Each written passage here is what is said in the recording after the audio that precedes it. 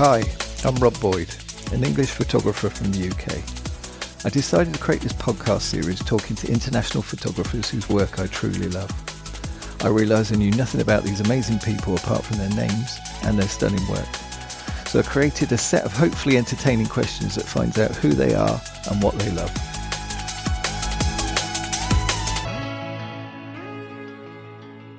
Hi Victor, thanks for joining me. I'm so glad you're here, my friend. It's a pleasure, and thank you for hosting me. If you could start with your name and your Instagram name, that'd be amazing. It's quite simple. My name's Victor Shohet, and my Instagram name is Victor Shohet. No dots, no lines, just Victor Shohet. Excellent. And have you got a website? I do, and surprisingly, it is victorshohet.com. Well, at least they get everybody to find you. That's the main thing. Excellent. So where do you live then, Victor? London, Islington. Nice part of town. Like it. Yeah, I love it. And where are you from originally? I'm originally from here. I was born in West London, and I grew up in Israel. We'll talk about it a bit later, but I was traveling for a very long time, and I came back to here in 2007. Yeah, excellent stuff. So if I came and visited, where would you take me to shoot in London? So that's something I've been thinking about quite a bit. I wouldn't take you to a specific place. I'd ask you to come at a specific time. Yeah. I'd tell you, come over towards the end of August. Let's go shoot for 2 days during Notting Hill Carnival, during the parade, the parties, everything. It's insane. It's unique. And you can get a lot of shots, even though there's thousands of photographers there. Yeah, it's definitely on my bucket list. I was talking to Todd earlier, funnily enough, and he did it once and just got lost. I do it every year. Every year I go. Amazing. Yeah, no, that sounds like a good idea. And my normal question is there anything places to visit as a tourist? But it's London and everything it brings, I guess. I'd say yeah. Okay, so I've been thinking about that question of yours, and where would I take you? And I'd say, well, the usual suspects are quite known. I would say let's go east. Let's go on the canals. Let's walk the canals. There's loads of cafes, people, all the way from Islington up to Stratford. It's a beautiful walk, graffiti everywhere, cafes, people. It's insane for photography, and it's insane for your soul. Yeah, brilliant. That sounds like a plan. I'll keep you to that one day when you're not so busy, of course. So, what's your favourite destination in the world? Ah, so I think it's a fairly simple one for me. India. India is insane. I spent several times. I've been there several times. I think first time was about 4 months. Second time was 8 months, and then the other times were shorter visits. But it overwhelms you. The colors, the culture, the atmosphere, the people. It is paradise. It's a paradise for anybody who comes from the West. It's a paradise for photographers, and the people are extremely nice. I really love the place. Yeah, yeah. I mean, I've heard the people love having their photo taken as well. They're so friendly. Yeah, they're very friendly. You put it that way. You're taking a risk not shooting. Yeah, fair enough. Now, I know you're a well-travelled man. So, where would you most like to visit in the world? Okay, so a place I haven't been to, and I always wanted to go to, is Bhutan. Yeah, I love the mountains. Love the Himalayas. They're insane. It's an insane feeling out there. I love the Buddhist culture. And it's the happiest place in the world, and they've also got a ministry of happiness. So you got to give it a go. Yeah, definitely. And do you think they realistically get that? Is that just a wish list, or do you think you get there? Oh, we'll get there. I have no doubt I'll get there. That's good. So, weird question time. If you could time travel, where and when you visit? Again, another one I've been thinking of. There's so many places I'd love to go to in the past. But I'd probably start with the construction of the Egyptian pyramids, Mm, good because choice. I am dying to know how it was done, Yeah, aren't we all? and then shoot and have the proof of how it was done. Yeah, absolutely. God, that, Yeah. that it is just mind blowing, isn't it? It's crazy. It is mind blowing. It Yeah, is mind blowing. I've been there, I've seen it, and it's insane. Yeah, and I've no idea how it was done. yeah. No, that's a brilliant answer. I love that. So, if you could photograph anyone in history, who would you shoot? Oh, one of my heroes, Mahatma Gandhi.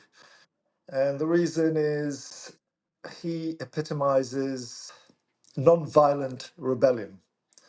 Yeah, and how to achieve your goals without going out killing, terrorism, and all that stuff. Just get your achieve your goals because they're right, because you believe in them, and you don't have to kill for them. Yeah, I mean, such a positive figure. If yeah, yeah, good choice. Absolutely, definitely. When we think of what's happening in the world today, Right. Well, tell me a fun fact or a story. I'm sure you got lots of these about yourself. there's quite a few. Uh, I was a date farmer. I think the story is when I was about 24, I thought, okay, I want to see a bit of the world. So I'll go and travel in Europe for 3 months. I was given some money to survive about 3 months in Europe. So I packed my stuff, flew to the UK, and then from the UK started traveling a bit in Europe. And it ended 6 years later after backpacking around the world, shooting everywhere, selling my photographs to magazines. And eventually it ended because I was happy to do something else for a change. So yeah, I backpacked around the world for 6 years. Well, mainly Asia, to be exact, mainly Asia. Yeah, and I bet the amount of people and the amount of sights you saw in those 6 years were life changing. Absolutely. And the cultures I got to know and how people think and how different they are from what I am, and just being an observer and documenting everything was fun. And today, when I look at it, it brings back a lot of memories. Keeps you humble as well, I'm sure. Absolutely. Right, random weird question time. Here we go. What's your favourite word? I was racking my brain. I heard you said that everybody's got a favorite word. I don't think I have one. I like the band Elbow, yeah. And I like why they gave the name because they love the name, the word elbow. So that's as close as I can get to anything because I really don't have a favorite word. No, that's perfect because it's an international podcast. Teach me a name. Oh, sorry, a saying or something I may not know. My favorite one. A wise man never gets into a situation a clever man knows how to get out of. I love that. Oh, that's great. Yeah. So when I face a certain situation, I tell myself, be wise. Don't even get there. Yeah, because afterwards you'll have to struggle in getting out. Excellent. No, that's brilliant. When did photography click for you? Excuse the pun, but what moment did you realise you could take a good photo? Yeah, I received a camera, an Instamatic camera, when I was a teenager. I just shot. No one really told me you're taking good photos or not taking good photos. I have no idea if they're good or not. And later on, when I got myself an SLR, I was teaching myself how to shoot. Actually, the way it all started was took hundreds of shots of a bottle, yeah, from different distances, different apertures. And then I went over and took photos of cars, moving cars at different speeds. And I just wrote down everything to teach myself. Then when I went traveling, so it was the analog period. Yeah. So you didn't really see a photograph. So you didn't really get immediate feedback. Yeah. And in some cases, I saw my photos a year later. Yeah. After I shot them. So I think probably the first times that people saw my photos, they told me, "Oh, we really love them. You should publish them or something." And I took them over to magazines, and they all said yes. So I guess that's the moment when every magazine I took my photos to said, "Yeah, we'd publish them." Then that probably was an indicator that I can take some good photos. Yeah, perfect. Yeah, especially when they're getting published. Crikey. Yeah, it was easier then than it is now. Let's be honest about it. Firstly, there were fewer people who traveled. Secondly, there were fewer people who took shots, and definitely fewer people who did what I Yeah, did. yeah. And it gives you a legacy looking back as well. That's great. Yeah.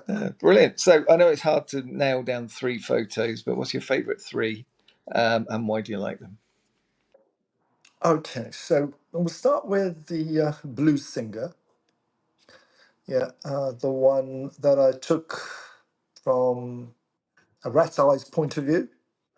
Yeah, he was just literally singing, going down, down, down, all the way down to the ground. And I went all the way down to the ground. Don't ask me how I got up after that, but I managed to get all the way down. I took it with a 24 millimeter lens, yeah, a flash.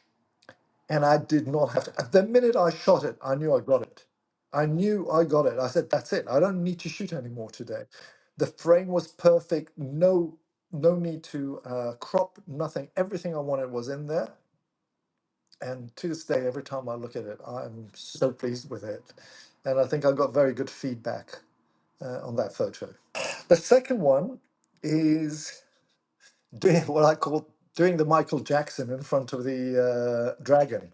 It's a picture I took in Tarragona in Spain during one of their festivals, where they've got dragons everywhere. It's an insane event because I can't ever think of something like this happening here because they'd cordon off everything. Yeah.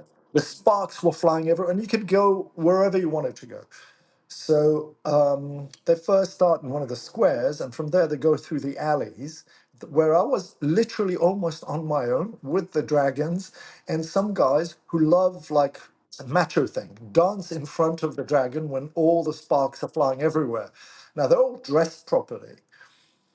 I had shorts and a sleeveless top, had no idea what to expect. My whole body was full of marks by the time I took it. So it was trying to frame a shot under quite stressful conditions. Yeah. And not giving up. I got close enough to get that shot where he's actually off the ground and has the correct pose, and the back of it is the dragon throwing all its sparks everywhere. And again, I love it. The composition is perfect for me, and the feedback was very, very good. And always reminds me the price we're willing to pay to get a good shot. And the thing is with that as well, it's not easy. I've tried fire photography before, but that's on a long exposure. So when you're getting sparks and things moving like that, you've really got to move quickly. I mean, like I say, without getting burnt as well. But yeah, incredible. Fire is easier because there's a certain distance. The sparks fly everywhere. Fortunately, I had a filter on my lens because the filter was burnt. Yeah, I had to buy a new filter for it, a UV filter, but it was literally melted. Yeah, that's crazy. And what was the third one? The third one is actually one of my old photos. I took it back in, I think, 1986 in Pakistan. Well, in Pakistan, it was very rare, at least the areas where I had been, to see anyone with a pet. And then you see this guy walking along with a pelican next to him, and they're just walking along. Took that shot, and when I looked at it, I could not believe what I saw. They are literally brothers from a different mother. Yeah, if you look at it very closely, you can see the belly. They both have exactly the same belly, one arm up, one wing up in exactly the same position. And the most incredible thing is their feet. If you look at their feet, they're exactly the same. And I just looked at that and I said, this is just unreal. Like they say, a dog looks like its owners. I don't know who looks like who there, but they're twins. Honestly, I believe they're twins. In a different life, they were twins. Yeah, the Pelican Brothers. Yeah, Yeah, the Pelican brothers. love that shot. It's amazing. Yeah, brilliant. Excellent choices. It's great. So the other way, what advice would you give a new photographer? Obviously, you've got a wealth of experience. When we walk around, not as photographers, there's always things that capture our attention. Yeah, things we like, and certain things we would like, other people's wouldn't, and vice versa. So start with what you like. Yeah, If there's certain things when you walk around and they capture your attention and you want to pick up a camera, go for those. You already have a connection with those things. Go ahead, shoot it, document it, and try and capture what it is that triggers your attention, and try and pass it on to the viewer. And the other thing is keep on trying until you get that feeling that you want to transfer to the viewer. Uh, on top of that, look at a lot of photos. Yeah, look at photos. And once you look at them, there's certain photos you like more than others. Try and find out and figure out why. Yeah, it is those photos that you like. And that will help you establish a style of your photos. And of course, the usual one is just go out and shoot. Practice makes perfect. Great advice. Excellent. So, what have you got next? What's coming forward? I know you're a busy fella. What's your next goals? Oh, my next goals. So I had my first solo exhibition in Venice back in March, April for a month. I had it moved over to London. Not all of it. 18 of the 27 photos were exhibited in a coffee place in London, unlike Venice, which was a gallery. Slightly different. I fell in love with the way it is. It's so different from how we interact with photos today through social media, and we flick through it so quickly. When I was there and I saw people spending time looking at my photos, engaging with them, seeing things I have never seen, yeah, and interpreting my photos in different ways and having discussions with them. So I would say I would definitely look to do another one, at least another one, if not more than another one, and ideally in another gallery, hopefully in a gallery in the UK, in London, where I can have more people come, more people that I know come over and visit. So that's one thing. The other one, I began working on a book. Yeah, I'm still struggling in finding what would be the right thing for the book. Yeah, I don't just do a data dump on a book. So I need to think of what is right. And so hopefully within a couple of months, I will have something. And another zine or two that I'm thinking of doing, and spend a bit more time on fixing up my website. I just want to say thank you for. I came to the festival last weekend and it was amazing. I just appreciate all your time. It just everyone was so friendly and helpful, and I loved everyone's work. I mean, that's why I want everybody on the podcast that I truly love their work. So yeah, thanks for being so welcoming.